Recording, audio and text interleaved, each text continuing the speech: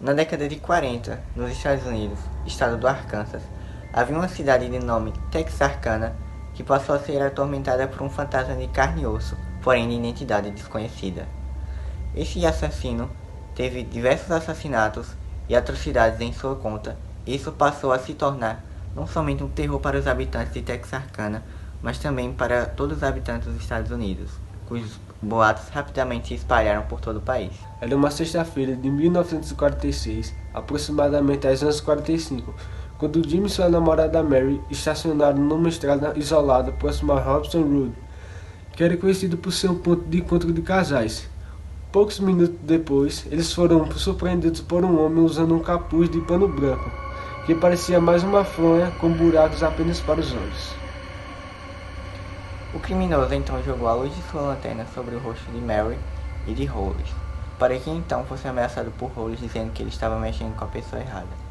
Logo em seguida, o bandido responde que não queria matá-los e pede para que eles obedeçam, e manda descê-los do carro, que eles desçam do carro imediatamente.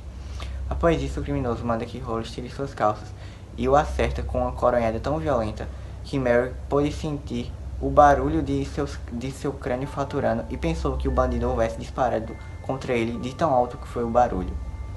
Logo após isso, o criminoso ordenou que Mary corresse para que então ele a perseguisse e a estuprasse com o cano do revólver. Após isso, Mary conseguiu ligar para a polícia. Sendo assim, o casal chegou a dar depoimentos, mas eles eram divergentes. Mary falou que ele era um afro-americano. Já Jim disse que ele tinha aproximadamente 30 anos e que era um homem branco. E admitiu que não conseguiu distinguir entre suas feições, devido à luz da lanterna.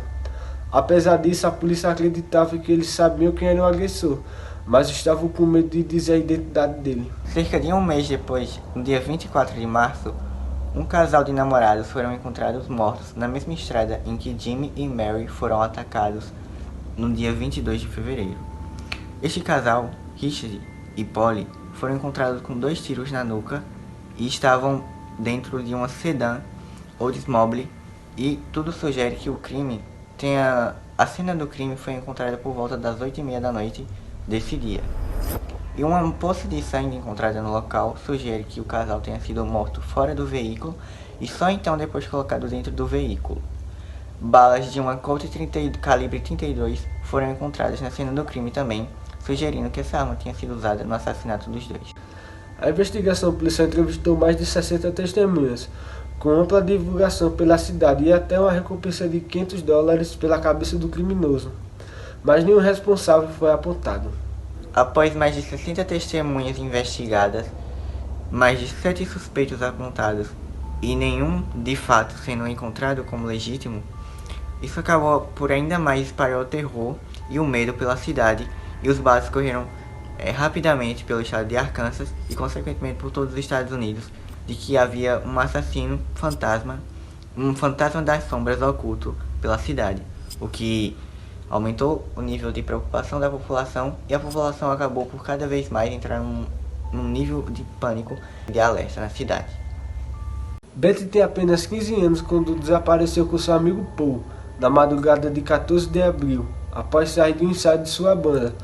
Paul foi encontrado às 6h30 pelo casal Weaver, caído no acostamento da North Park, baleado com 4 tiros, sendo um deles na nuca. Só às 11h30 que Betty foi encontrada a 3,2 km de distância de Paul, por trás de uma árvore. Ela levou um tiro no peito e outro no rosto. No dia 3 de maio, o fazendeiro Virgil, que morava no nordeste de Texarkana, foi atingido por 2 tiros disparados pela sua janela. Logo então, sua esposa Kate, que foi telefonar para a polícia para relatar o ocorrido, também foi atingida por 2 tiros vindo da mesma janela. Porém ela, diferentemente de seu marido, não veio a óbito. Esse caso foi um dos mais decisivos para o terror se espalhar pela cidade, pois comprovava que esse assassino não temia nem as fortalezas e os muros das casas, e que os habitantes de Texarkana não estavam seguros nem mesmo em suas próprias residências. Devido à repercussão do caso, o FBI foi chamado para intervir a cidade, dando início à investigação do caso com a ajuda da polícia local. Vários suspeitos surgiram e todos apresentavam um perfil diferente. suspeitaram de um taxista a um oficial da polícia do estado de Arkansas. Contudo, nada foi suficiente para incriminar nenhum dos 7 suspeitos que surgiram na época. Texarkana, tendo aceitado que talvez nunca viesse a encontrar o assassino, foi aos poucos voltando à sua vida normal. E o xerife James Presley, que acompanhou o caso e foi responsável pelo mesmo, escreveu o seguinte livro, O Assassino Fantasma Desvendando Mistério. E em suas palavras, ele mesmo diz, o caso clamava por um registro confiável para preservar os fatos conhecidos, alegou o aposentado.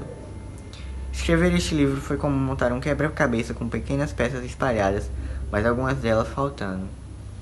E, até hoje, com essas peças faltando no caso do assassino de Texarkana, a identidade do mesmo continua até hoje um mistério para todos, e então só aumenta mais e mais as lendas sobre quem poderia ter sido esse suposto assassino.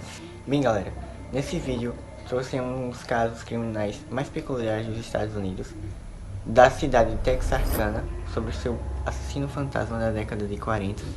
E então foi um caso, como vocês puderam ver, com muitas peças recolhidas, mas que essas peças não foram suficientes para fechar o enigma da identidade desse assassino. Bem galera, é isso, espero que vocês tenham gostado, e se gostaram, Deixa o like, comenta aí sugestões de vídeo, não esquece de compartilhar e se inscreva aí embaixo. valeu!